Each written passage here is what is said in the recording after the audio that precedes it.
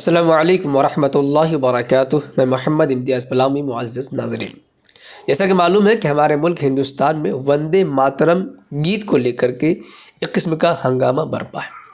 کل پرسوں ہمارے ہندوستان کے پارلیمنٹ کے اندر تقریباً 10 گھنٹے تک ڈیبیٹ ہوتا رہا اس بات پر کہ وندے ماترم کو انیواریہ کیا جائے، اسے لازمی قرار دیا جائے یا نہ دیا جائے، اسے مسلمان پڑھیں گے یا نہیں پڑھیں گے، ان تمام باتیں اس میں شامل ہوئی۔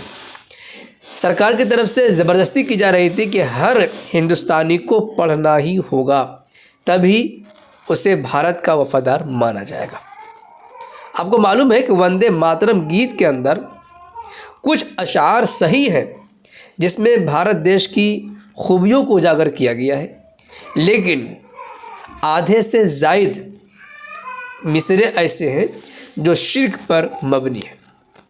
اس نظم کے اندر، گیت کے اندر، بھارت کو ماتا اور بھارت کو پوجے جانے کے لائق بتایا گیا ہے، جو کہ مسلمانوں کے عقیدے کے سراسر خلاف ہے۔ مسلمان اللہ رب العزت کے علاوہ کسی کی عبادت، کسی کی پوجا نہیں کر سکتا۔ یہاں تک کہ اللہ کے بعد جس شخصیت کا بڑا مرتبہ ہے، بلکہ سب سے بڑا مرتبہ ہے، آخری نبی، پیارے نبی، ہم سب کے آقا و مولا جناب محمد رسول اللہ صلی اللہ علیہ وسلم، ان کی بھی ہم عبادت نہیں کر سکتے، ان کی بھی پوجا نہیں کر سکتے، کتنی ہی عقیدت کیوں نہ ہو۔ اسی طریقے سے کسی نبی، کسی ولی، کسی نبی کی زوجہ محترمہ ام المؤمنین یا امہات المؤمنین کا سجدہ، ان کی عبادت کرنے کی شریعت اسلامیہ میں گنجائش نہیں ہے۔ ہمارے عقیدے کے مطابق جب ہم کائنات کے سردار جناب محمد رسول اللہ صلی اللہ علیہ وسلم سمیت کسی نبی کا سجدہ نہیں کر سکتے، کسی نبی کی عبادت نہیں کر سکتے، غیر اللہ کی عبادت نہیں کر سکتے، تو دھرتی کو ماں مان کر اس کی پوجا، اس کی عبادت کیسے کر سکتے ہیں؟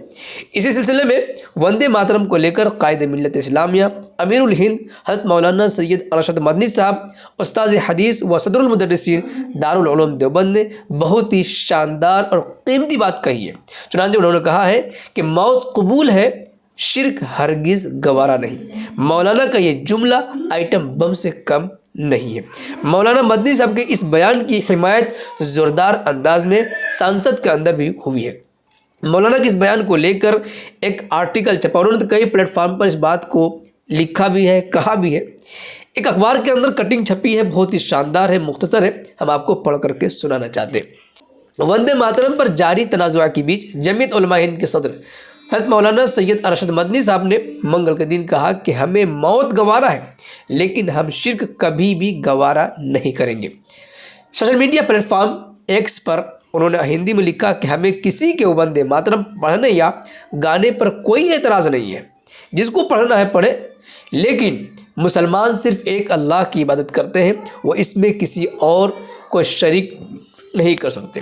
اس کے علاوہ یہ کہ وندے ماترم کا ترجمہ مشرکانہ عقائد پر مبنی ہے، اس میں ملک کا تقابل درگا ماتا سے کیا گیا ہے اور پوجا والے الفاظ کہے گئے ہیں۔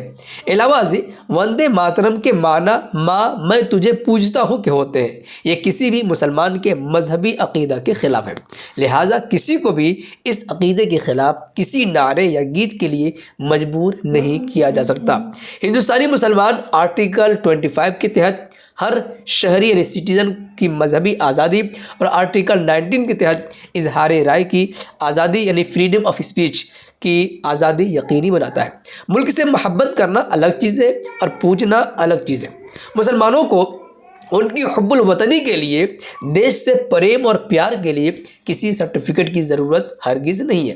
جد و جہد آزادی میں ان کی قربانیاں تاریخ کے سنہرے اوراق میں اور صفحات میں درج ہیں۔ مولانا نے کہا کہ ہم ایک اللہ کے ماننے والے ہیں اور اللہ کے سوا کسی کی عبادت نہیں کرتے۔ ہم کسی اور کے سامنے نہ تو جھکتے ہیں اور نہ ماتھا ٹیکتے ہیں۔ ہمیں موت قبول ہے، لیکن ہم شرک کبھی بھی گوارا نہیں کریں گے۔